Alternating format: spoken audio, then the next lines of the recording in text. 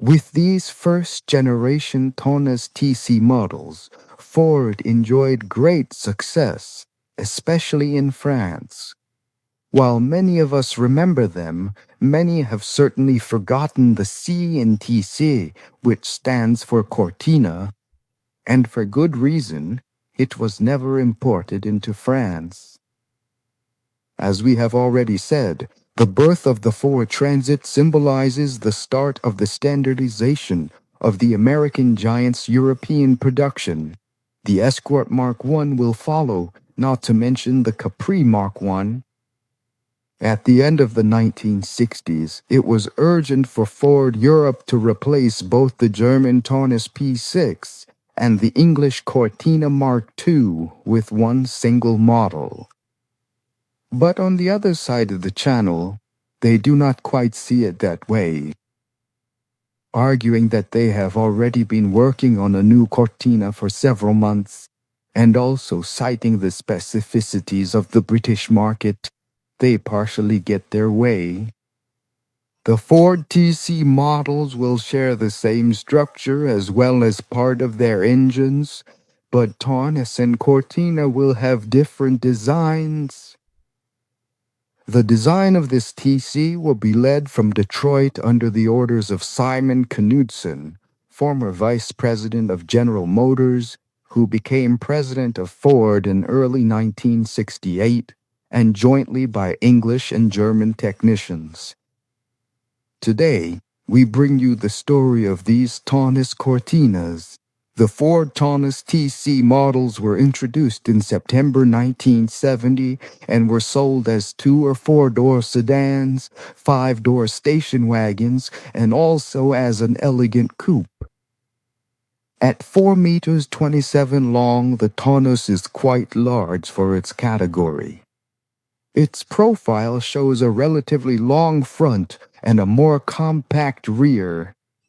Clearly inspired by contemporary American models, the front end stands out with the slight protrusions on the fenders housing the turn signals, but especially with the central part of its hood that extends onto the grille.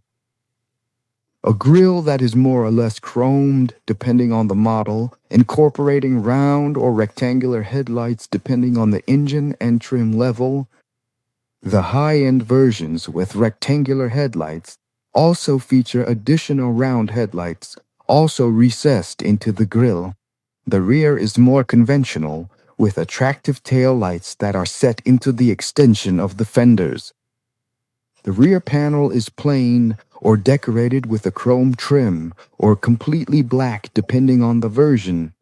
The Taunus coupe is also very much of its time. While it adopts the front and rear ends of the sedan, it features a highly successful fastback line, blending both real elegance and a sporty feel.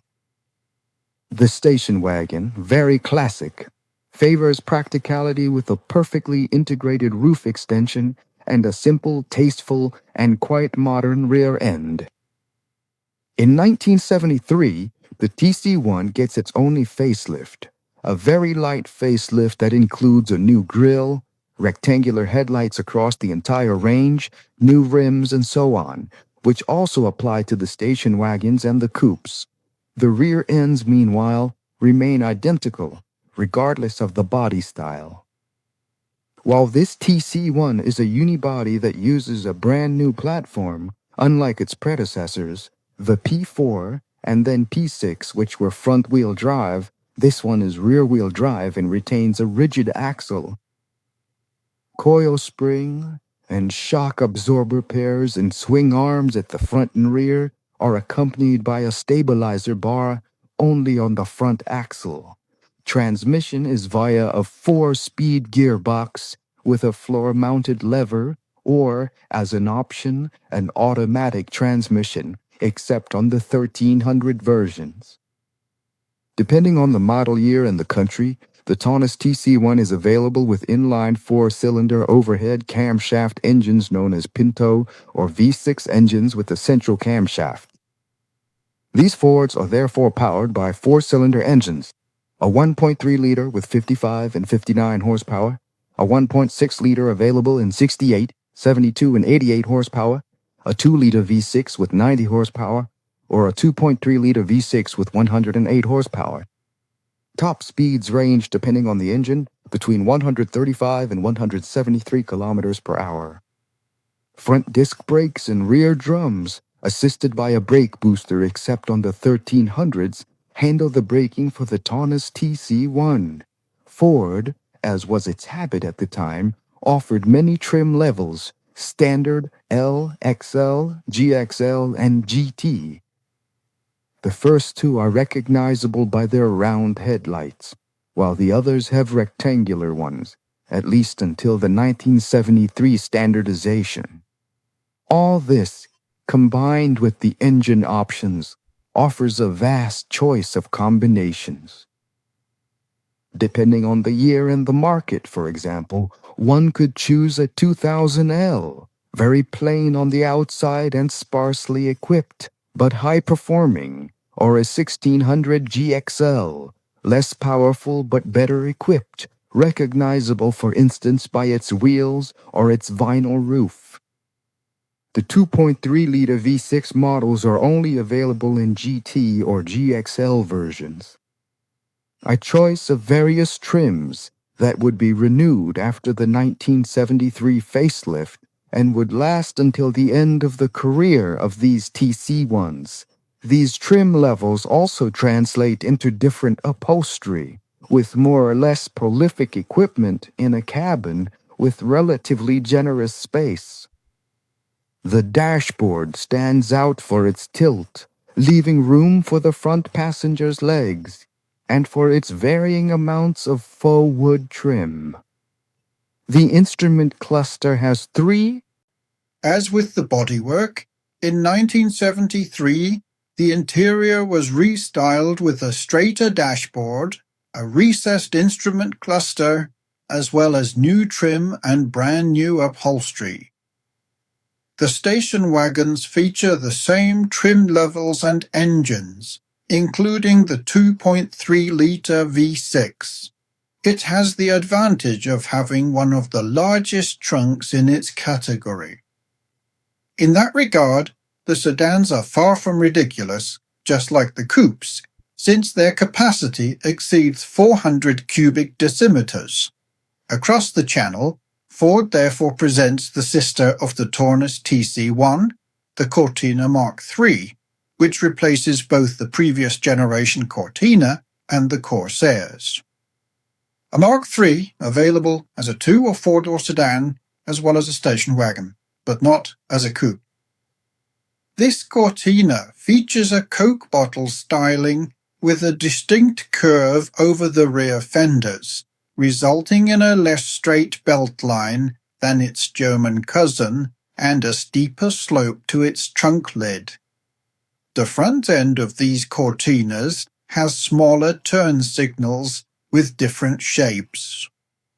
Likewise, while the entry-level models, just like the Taunus, also make do with 2 round headlights, the more powerful versions are entitled to 4, also round lights.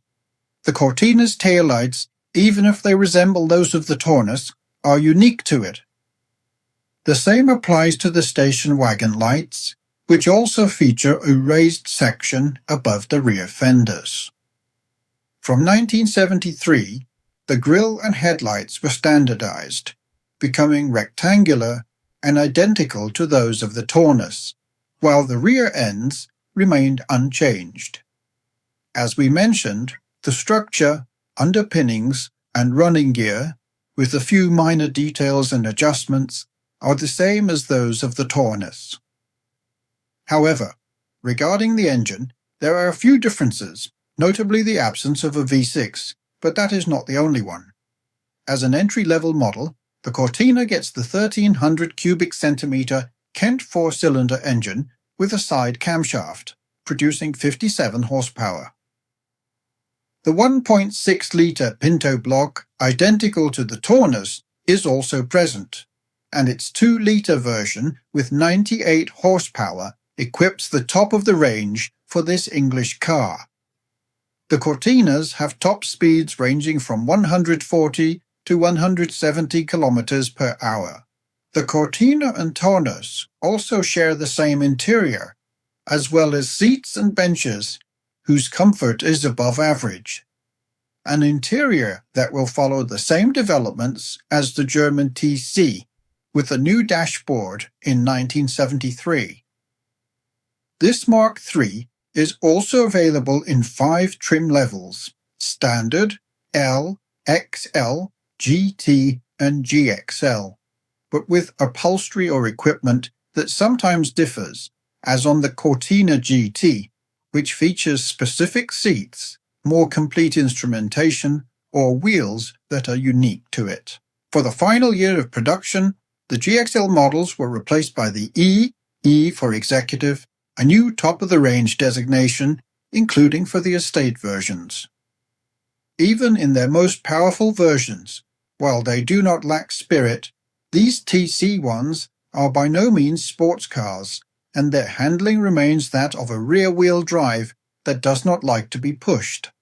The braking also lacks a bit of endurance under intensive use. Furthermore, these Taunus and Cortina Mk3 models feature a smooth and well-spaced transmission, and despite their suspension, thanks to excellent soundproofing and particularly well-designed seats, they are quite comfortable.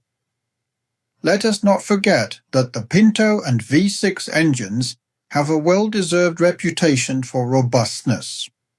The Taunus were obviously exported throughout continental Europe, and the Cortina to certain countries like Switzerland, Austria, or even Scandinavia. But the Cortina was also sold in Canada until 1973. The TCs were also produced in various countries. This is the case for the Taunus in Argentina, with a different rear axle, adapted to the harshness of the local road network. The Cortina, for its part, was produced in South Africa, featuring the European 1.6 and 2-litre engines, but also with 2.5 and 3-litre Essex V6s, the latter boasting 135 horsepower. For this market, a pickup based on the Cortina Mk3, nicknamed Becky, was also marketed. In Australia, the approach was similar, with the entry-level British 1.6 and 2-litre engines, and at the top of the range, 3.3 and 4.1-litre inline 6-cylinder engines producing 155 horsepower, borrowed from the local Ford Falcon, allowing it to exceed 180 kilometers per hour. To conclude this overview, the Cortina Mk3 was also assembled in Asia, notably in Taiwan. The Taunus TC largely fulfilled its mission, as all versions combined managed to attract over 1,100,000 customers between 1970 and 1975. Likewise, the British seem to have been right to want to offer a somewhat different model, since the third generation of the Cortina also exceeded 1,100,000 units produced. Throughout its entire career, from 1970 to 1976, which is 1 year longer than its German sister, it was the best-selling car in Britain every single year. In 1975 for the Taunus, and 1 year later for the Cortina Mk3, these Ford TC1s were replaced by the TC2s. TC2s that were identical on both sides of the channel, except for their names, which remained Taunus on one side and Cortina on the other. But that is another story.